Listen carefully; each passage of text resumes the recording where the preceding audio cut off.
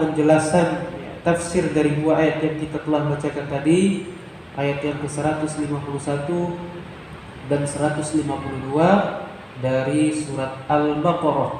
Ya. Dan insyaallah masih ada waktu, kita akan lanjutkan dua ayat berikutnya, ya, dua ayat berikutnya dari surat Al-Baqarah. Ya, tema yang lalu sudah kita tinggalkan, sudah keluar, dan kita masuk ke tema yang lain. Ya, sudah dua ayat tadi temanya sudah berbeda dari sebelumnya. Ya, bagaimana kandungan ayat dua ayat yang barusan tentang Allah mengingatkan kepada hambanya agar mengingat-ingat nikmat yang telah Allah berikan, dan nikmat yang Allah berikan luar biasa banyaknya. Bahkan dalam ayatnya disebutkan wa in ta'uddu ni'matallahi la tuhsuha. Jika kamu coba-coba menghitung nikmat Allah, maka kamu tak akan sanggup menghitungnya. Di akhir dari surat Al-Kahfi, qul law kanal bahru midadan li kalimati rabbi lanafidal bahru qabla an tanfada kalimatu rabbi walau ji'na bimithlihi madada. Kalau seandainya air laut itu dijadikan tinta untuk menulis ya nikmat-nikmat yang diberikan, maka akan kering lautan sebelum selesai nanti dituliskan ya semua ya apa yang telah Allah berikan kepada kita. Saking banyaknya yang telah diberikan, tapi masih banyak ternyata dari hamba-hamba Allah yang kufur atas nikmat ini, lalai untuk mensyukuri nikmat ini. Baik, hadirin yang dimuliakan Allah, semoga kita termasuk dari hamba-hambanya yang senantiasa mensyukuri nikmat yang diberikan ini. Dua ayat berikutnya, hadirin yang dimuliakan Allah, kita maksimalkan waktu yang masih ada. 153 dan 154. Allah Subhanahu wa taala berfirman, ya ayyuhalladzina amanu ista'inu bis-sabri was-salah innallaha ma'as-sabirin. ولا تقولوا لمن يقتل في سبيل الله أموات بل أحياء ولكن لا تشعرون. Ini dua ayat juga cukup sering familiar kita dengarkan. Allah Subhanahu wa taala berfirman yang maknanya, hai orang-orang yang beriman, mintalah pertolongan kepada Allah dengan sabar dan sholat. Ada dua, sabar dan sholat. Sesungguhnya Allah beserta orang-orang yang sabar. Allah bersama orang-orang yang sabar. Dan janganlah kamu mengatakan terhadap orang-orang yang gugur di jalan Allah bahwa mereka itu mati.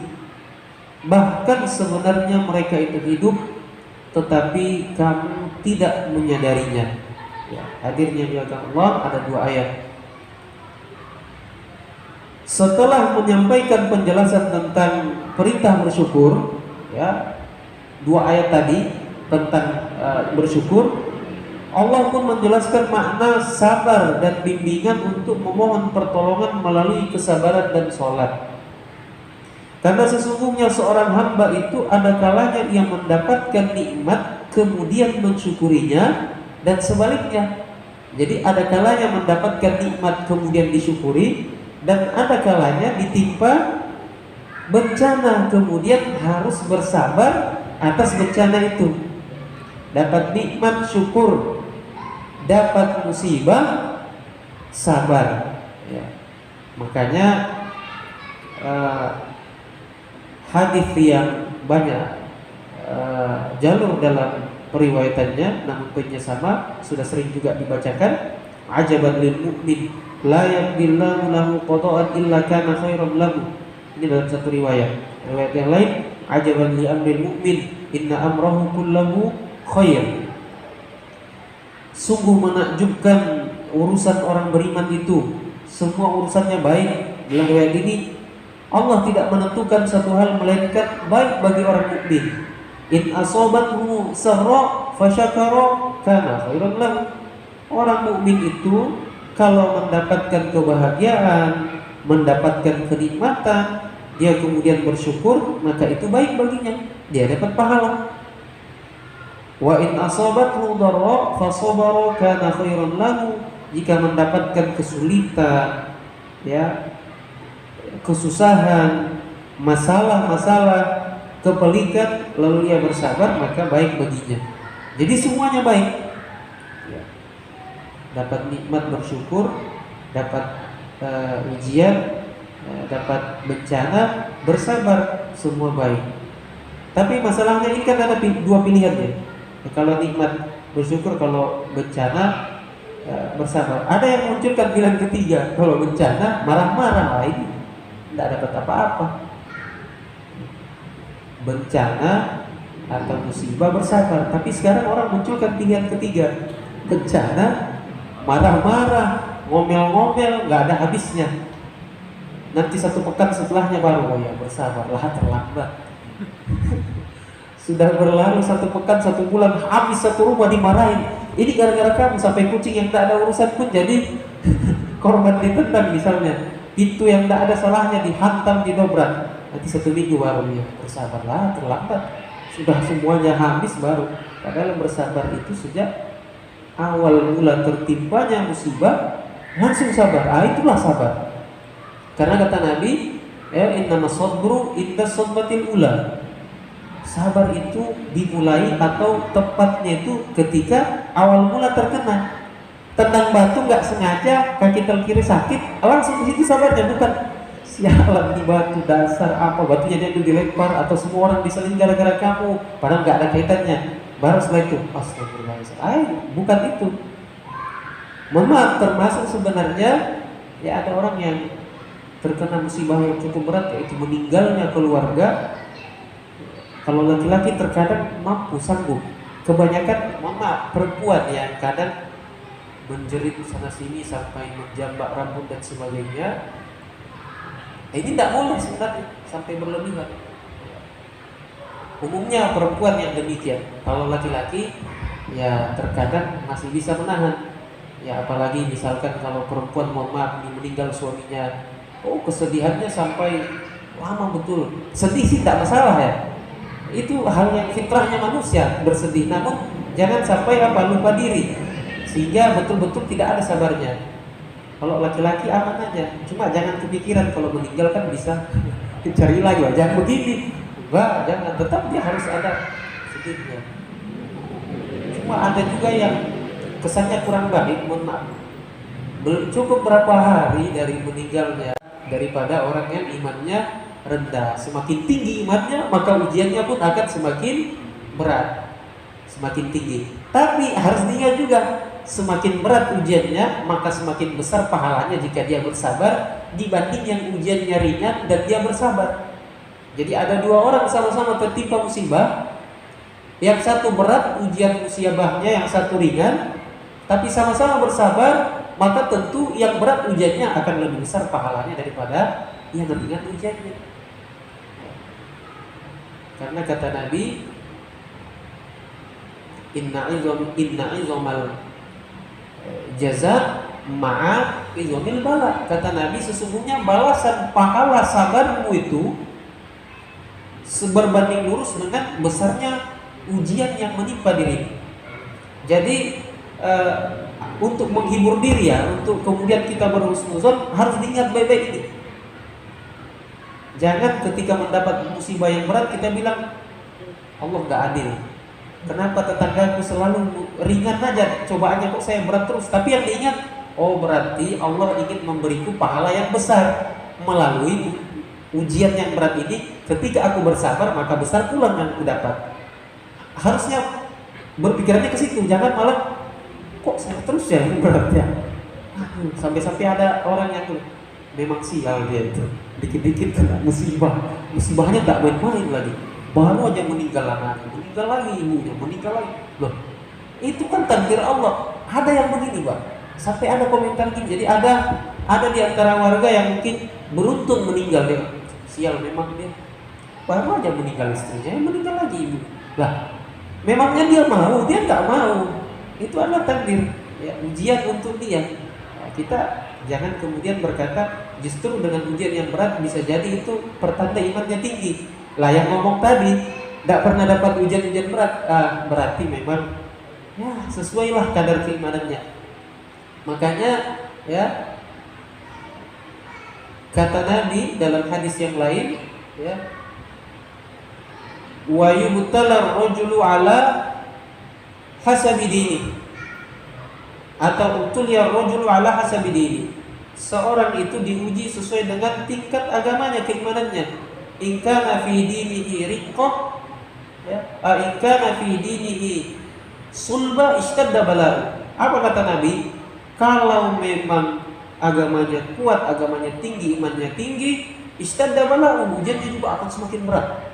Wa in kana fi dinihi riqqah, kalau imannya kecil, ya, ubtuli ala hasabi dini, kata Nabi, dikasih juga ujian sesuai.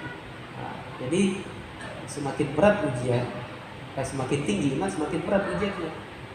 Maka ini bisa menjadi alat untuk kita berhusnuzon, motivasi untuk terus berhusnuzon, bersabar. Mungkin Allah ingin menguji keimananku sehingga diberikan ini. Ya, jangan suzon, nggak adil ini kok saya terus, dia kok aman-aman aja. Sebagai sarana untuk kita menguatkan diri nih, ya, ketika tertimpa musibah, terkena masalah berat ataupun ringan, selalu sabar yang didahulukan. Dan sekali lagi, sabar ini mengucapkannya ringan, tapi dalam prakteknya, dalam implementasinya sangatlah berat. Makanya apa? Ganjarannya innallaha ma'as sabirin. Allah akan bersama orang yang sabar. Orang sabar itu Allah bersama dengan dia. Berarti apa? Tinggi posisinya, ya, keutamaannya besar. Baik. Kemudian Allah Ta'ala juga menerangkan bahwa sebaik-baik sarana yang dapat membantu dalam menjalani berbagai musibah adalah kesabaran dan sholat. Sebagaimana, ya, telah diuraikan dalam firman Allah Ta'ala sebelumnya, wasta'inu bis-sabri was-sholat, innallaha ma'as sabirin. Dan juga ada ayat yang sudah kita di ayat yang ke-45, Allah sebutkan wasta'inu bis-sabri was-sholat wa innaha lakabiratun illa 'alal khashiyin. Ini dalam ayat yang lain sebelum sudah berlalu, ayat yang ke-45, dan mintalah pertolongan kepada Allah dengan sabar dan sholat, sesungguhnya yang demikian itu sungguh berat. Jadi memang berat, sabar dan sholat ini memang berat, kecuali bagi orang-orang yang khusyuk, ya, kecuali bagi orang-orang yang khusyuk. Jadi memang bukan perkara yang gampang itu, bukan perkara yang gampang. Dalam hadis disebutkan bahwa Rasulullah SAW jika menghadapi suatu masalah maka beliau mengerjakan sholat. Ya. Kesabaran itu ada dua macam. Pertama, sabar dalam meninggalkan berbagai hal yang diharamkan dan sabar dalam meninggalkan perbuatan dosa. Dan yang kedua, sabar dalam berbuat ketaatan dan mendekatkan diri kepada Allah Ta'ala. Ya, jenis yang kedua ini lebih besar pahalanya karena inilah yang dimaksudkan. Ada juga kesabaran jenis yang ketiga, yaitu kesabaran dalam menerima dan menghadapi berbagai macam musibah dan cobaan. Ini yang kita akan luruskan, hadirin yang dirahmati Allah. Selama ini kesannya orang sabar itu hanya ketika menghadapi musibah atau bala. Padahal sebenarnya bukan. Memang betul di antara bentuk sabar adalah sabar ketika menghadapi musibah. Tetapi ada sabar yang sebenarnya jauh lebih utama, ya, yaitu sabar yang kedua tadi, sabar dalam berbuat ketaatan. Istiqomah dalam senantiasa beramal soleh itu kan berat, sehingga kita harus sabar. Ujiannya berat. Infak sedekah itu berat ujiannya. Kalau tidak sabar susah bertahan, karena banyak yang mau dibelanja. Mau infak ini istiqomah, jangan infak semua. Coba lihat tuh, belum dibeli lagi. gorden apa sebagainya, banyak yang mau dibeli, akhirnya ujiannya berat. Nah, kita harus bisa sabar itu. Sabar dalam mendekatkan diri kepada Allah, dan juga ada sabar dalam meninggalkan maksiat, karena maksiat ini kan ya godaannya kuat. Bagaimana kita mau begini, mau begitu, melakukan perkara-perkara yang dilarang karena terasa nikmat. Ya tapi kan harus sabar menahan. Kita harus menahan. Jadi sabar dalam menjauhi maksiat, sabar dalam istiqomah ketaatan, dan sabar dalam menghadapi ujian. Ini 3. Yang demikian itu pun wajib, seperti istighfar dari berbagai aib, sebagaimana dikuat oleh Abdurrahman bin Zaid bin Aslam mengenai 2 pintu kesabaran, yaitu sabar menjalankan hal-hal yang disukai Allah meskipun terasa berat bagi jiwa dan raga, dan kedua sabar dalam menghindari hal-hal yang dibenci Allah meskipun sangat diinginkan oleh hawa nafsu. Jadi sabar dalam istiqomah melaksanakan ketaatan meskipun berat, dan sabar dalam menjauhi yang dilarang meskipun hawa nafsu itu ingin banget, ingin sekali untuk ke situ. Dan ini berat. Dan orang beriman itu yang imannya tinggi, godaannya juga semakin kuat, karena setan yang menggodanya juga setan, bukan setan abal-abal, tapi setan yang kalau punya pangkat ya mungkin jenderalnya juga lah. Yang imannya rendah ya dikasih yang setan yang ecek-ecek lah, karena dengan itu juga sudah takluk dia.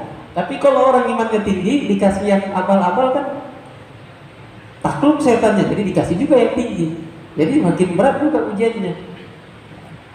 Maka kita harus menguatkan diri ya dalam rangka menghadapi semua ujian-ujian ini, ya godaan-godaan. Alhamdulillah ini sebentar lagi bulan Ramadan, tinggal sekitar 90 hari berapa. Di sana nanti kan di situ juga kita mengecas kembali keimanan ini, menguatkan diri dengan adanya puasa. Ya kita berdoa, ya Allah sampaikan kami di bulan Ramadannya. Tidak lama ini, 93 bulan aja, tidak lama itu, dekat itu. Ya, tidak terasa nanti, wah sudah besok aja Ramadan ya. Mudah-mudahan dapat kita maksimalkan nanti. Bentuk-bentuk. Tapi jangan menunggu itu baru berbuat baik, atau kan ada juga yang nantilah dia berbuat baik nanti ke masjid kalau sudah tiba Ramadan. Lah ini salah juga ini. Ayo ke masjid, tunggulah masih Ramadan kan 3 bulan lagi, nantilah Ramadan saya ke masjid.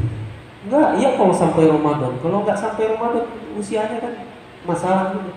Jadi ada juga yang nanti ke masjid itu kalau Ramadan, itu pun kalau tarawihnya doang.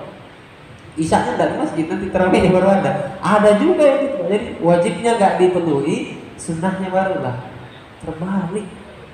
Nanti tarawihnya baru semangat. Padahal yang wajibnya justru harusnya lebih utama. Tetapi jangan dibilangin Pak ya, nanti yang kalau betulan ada yang begini, maksudnya nanti tarawihnya baru semangat, jangan dibilangin percuma sunnah kalau laksanakan wajib. Jangan. Mudah-mudahan dengan dia hadir tarawih, habis itu sudah kecantol, enggak datang terus sudah ke masjid. Mudah-mudahan. Jangan dibilangin, wah giliran sunnah tarawih baru semangat, giliran wajib enggak pernah nongol. Terbalik, jangan. Sekali lagi, mudah-mudahan dengan itu dia bersemangat.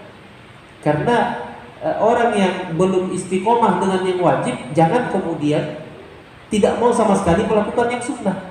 Tetap kerjakan. Harapannya nanti dengan sunnah semua yang wajib bisa ikut terlaksana, meskipun sebenarnya prinsipnya itu salah, karena yang wajib lebih utama daripada yang sunnah.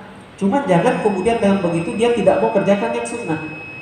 Kenapa? Semoga dengan mengerjakan yang sunnah, yang wajib dia bisa istiqomahkan. Baik hadirin yang dimuliakan Allah, bagian kedua ayat tadi, wala taqulu liman yuqtalu fi sabilillahi amwat, ini belum kita bahas sama sekali, sehingga insya Allah pada pertemuan kita yang akan datang nanti akan kita lanjutkan ya. Jadi belum selesai dari tafsir kedua ayat ini. Kita berlama-lama tadi terkait dengan sabar ini karena ini salah satu tema dan pembahasan yang sangat penting. Ya, sangat penting. Sekali lagi, dia gampang diucapkan tapi prakteknya sangat berat, sehingga melatih diri, membiasakan diri ini sangat penting. Baik hadirin yang dimuliakan Allah, sudah bunyi tanda masuk waktu Isya. Mari sama-sama kita cukupkan dan kita akhiri pertemuan kita pada malam hari ini dengan kita berdoa bermunajat kepadanya. Semoga Apa yang kita lakukan malam hari ini dinilai sebagai amal soleh kita semua, dan semoga kita diberikan keistiqomahan untuk terus melakukan kebaikan-kebaikan. Kita awali dengan langsung baca umum kita Al-Fatihah. Bismillahirrahmanirrahim.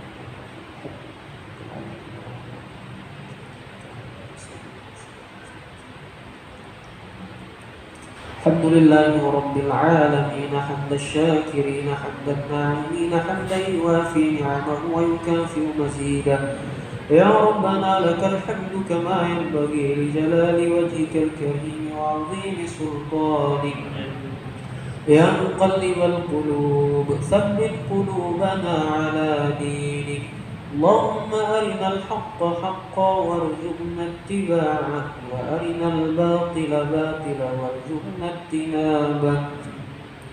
اللهم تقبل منا إنك أنت السميع العليم وتب علينا إنك أنت التواب الرحيم. ربنا اغفر لنا ولوالدينا وارحمهم كما ربونا صغارا.